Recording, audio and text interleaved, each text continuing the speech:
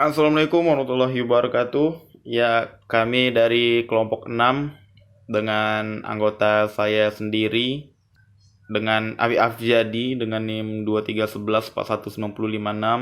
Kemudian ada Dani Firmansyah 4201 Terus Laila Zulaiha 4512415029. Kemudian ada Nurul Fitria, ya Nurul Fitria 2311419059. Ismi Reza Muhammad 3401418038.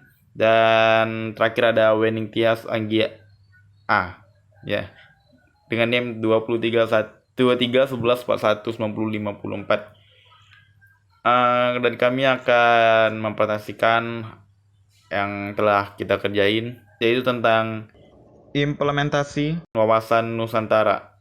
Adapun dalam pengertian wawasan Nusantara, yaitu secara harfiah wawasan Nusantara berasal dari bahasa Jawa, yaitu wawas, yang mempunyai arti pandangan, tinjauan dan penglihatan indrawi, dan ditambahkan akhiran an yang bermakna cara pandang.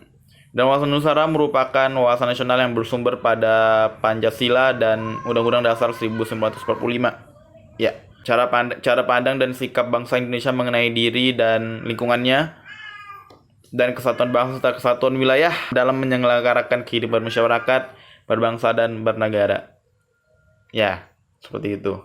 Yang kedua ada hakikat wawasan Nusantara yang secara luas merupakan cara pandang yang selalu utuh menyeluruh dalam lingkup Nusantara demi kepentingan nasional.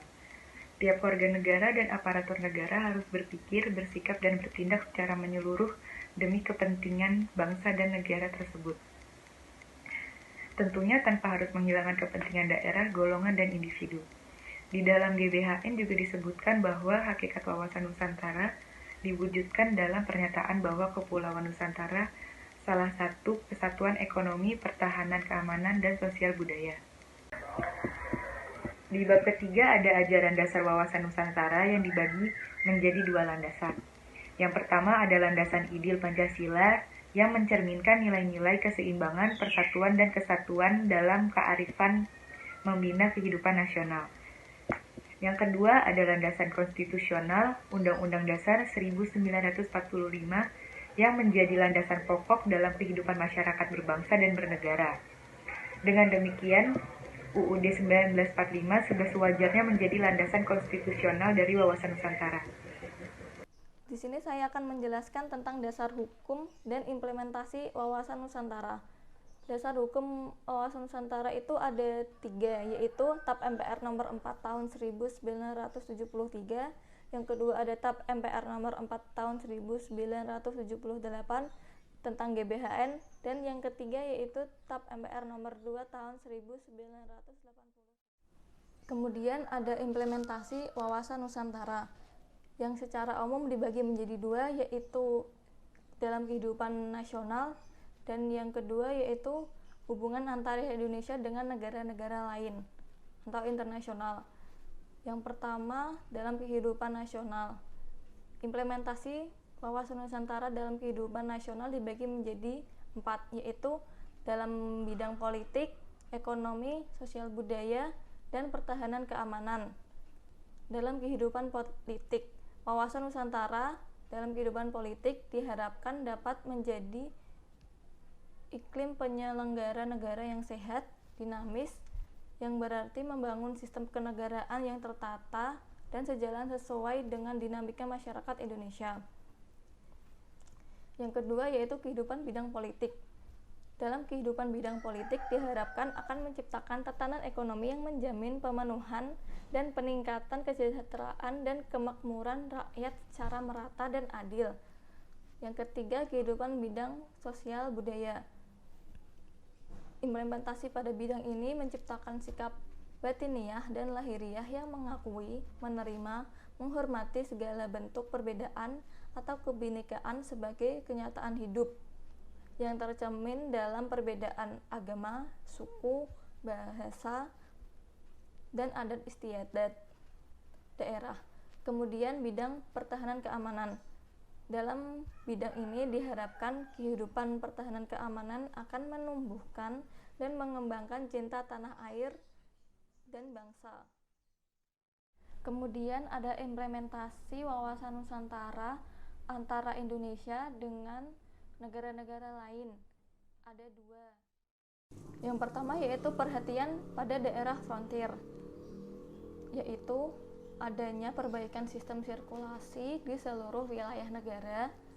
Yang kedua, upaya membangun pusat-pusat pertumbuhan di daerah terpencil atau perbatasan. Yang ketiga, upaya menjalin kerjasama dalam bidang budaya, ekonomi, dan politik dengan negara tetangga yang berbatasan langsung. Kemudian ada implikasi hukum laut internasional.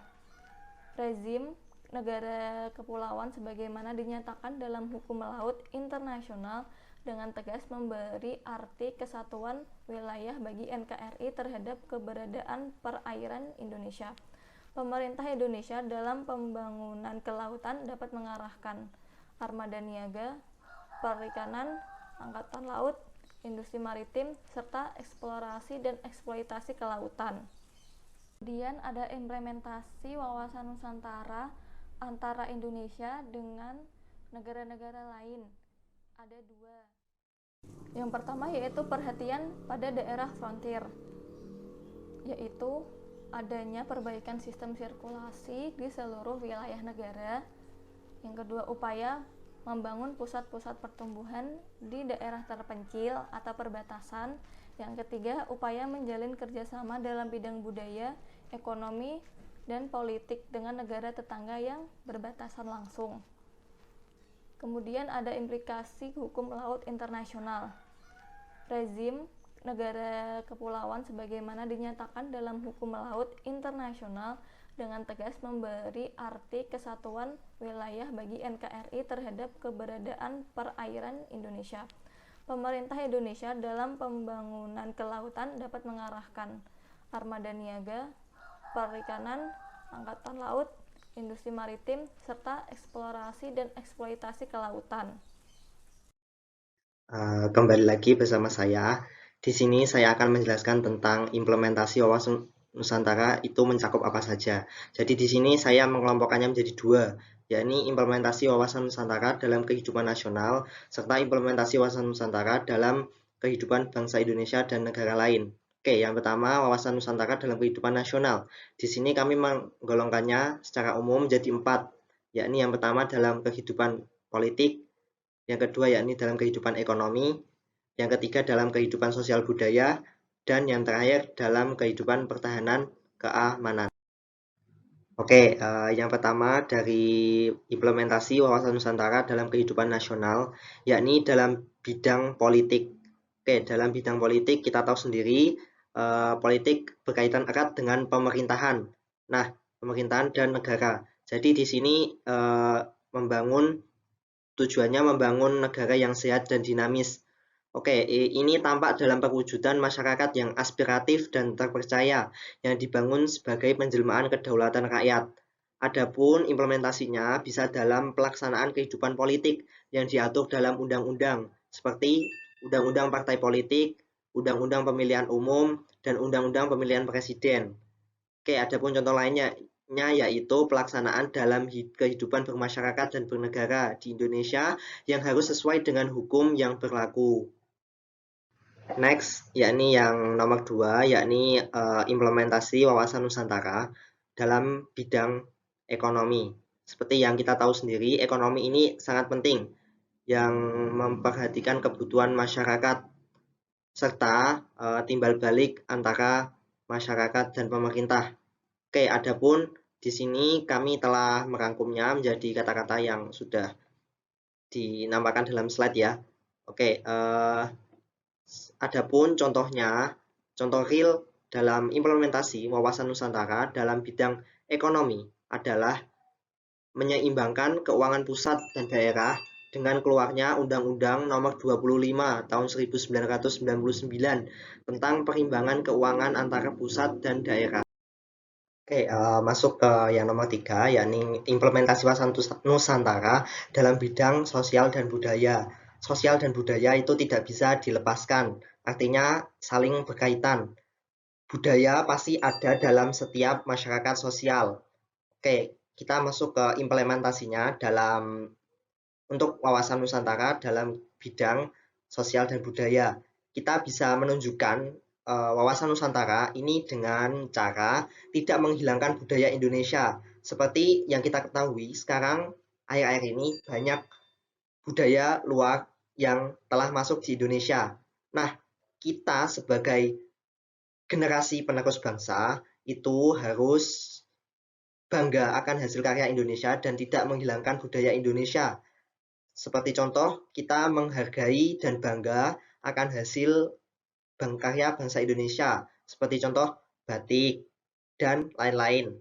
Oke, kita juga bisa melakukannya dengan melindungi budaya Indonesia agar tidak punah dan tidak diambil oleh orang lain, oleh negara lain.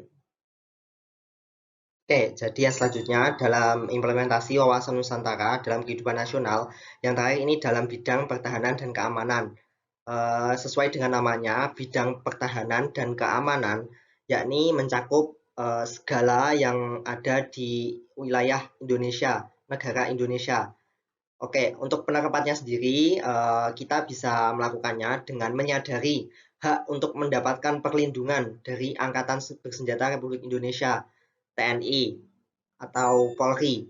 Sebagai warga Indonesia, kita juga tidak perlu cemas dan khawatir akan keamanan karena dilindungi oleh pemerintah.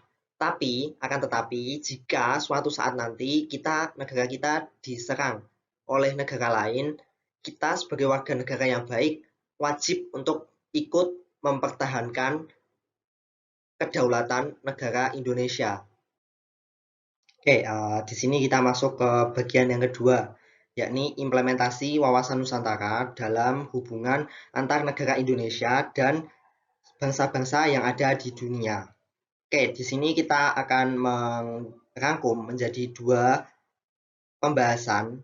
Yang pertama yakni perhatian kepada daerah frontier dan yang kedua implikasi hukum laut internasional.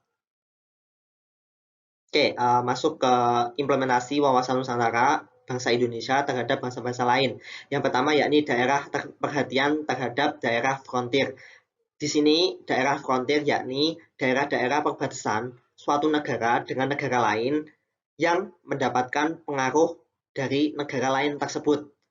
Dan daerah-daerah frontier ini dianalogikan sebagai batas imajiner suatu negara. Seperti contohnya di negara Indonesia itu bisa di daerah perbatasan Pulau Kalimantan dan negara Malaysia, serta daerah Papua berbatasan dengan negara Papua New Guinea. Oke, masuk ke implementasinya. Wawasan Nusantara di sini berperan memberikan pengaruh positif, terutama dalam penyelenggaraan negara dalam upaya menghilangkan atau mencegah timbulnya daerah frontier itu. Adapun upaya-upaya yang bisa kita lakukan, seperti yang terdapat dalam slide, bisa dibaca sendiri 1-3, seperti itu.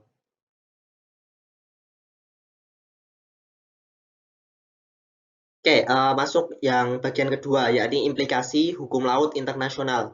Hukum laut internasional sendiri ini mengatur tentang hak, wewenang, dan kewajiban suatu negara atas laut yang dimiliki negara tersebut. Adapun implementasi wawasan Nusantara yang bisa diterapkan dalam implikasi hukum laut internasional.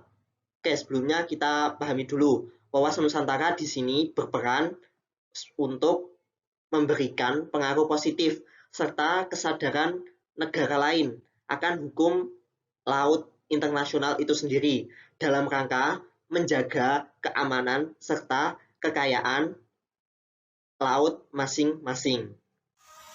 Penerapan wawasan Nusantara. Yang pertama, diterimanya wawasan Nusantara di dalam forum internasional. Yang kedua, pertambahan luas wilayah sebagai ruang lingkup tersebut menghasilkan sumber daya alam yang mencakup kesejahteraan masyarakat Indonesia. Yang ketiga, penerapan wawasan Nusantara dalam pembangunan di dalam berbagai negara terdampak pada berbagai proyek pembangunan sarana dan prasarana seperti komunikasi, ekonomi, dan transportasi. Lalu kita akan membahas keberhasilan implementasi wawasan Nusantara, di mana keberhasilan implementasi wawasan Nusantara ini memerlukan kesadaran setiap warga negara Indonesia, yaitu salah satunya untuk mengerti, memahami, dan menghayati tentang hak dan kewajiban warga negara, sehingga sadar sebagai bangsa Indonesia yang cinta tanah air berdasarkan Pancasila UUD 1945 dan wawasan Nusantara. Lalu yang kedua adalah mengerti, memahami, dan menghayati tentang bangsa yang telah menegara, bahwa di dalam menyelenggarakan kehidupan memerlukan konsepsi wawasan Nusantara, yaitu wawasan Nusantara, sehingga sadar sebagai warga negara yang memiliki cara pandang atau wawasan Nusantara guna mencapai cita-cita dan tujuan nasional. Ya, demikianlah presentasi dari kelompok kami. Mohon maaf apabila ada kata-kata yang kurang berkenan di hati Anda. Terima kasih. Wassalamualaikum warahmatullahi wabarakatuh. Sekian hasil penjelasan dari kelompok kami. Mohon maaf jika ada kekurangan dan kesalahan dalam kata-kata. Kami akhirin. Wassalamualaikum warahmatullahi wabarakatuh. Ya.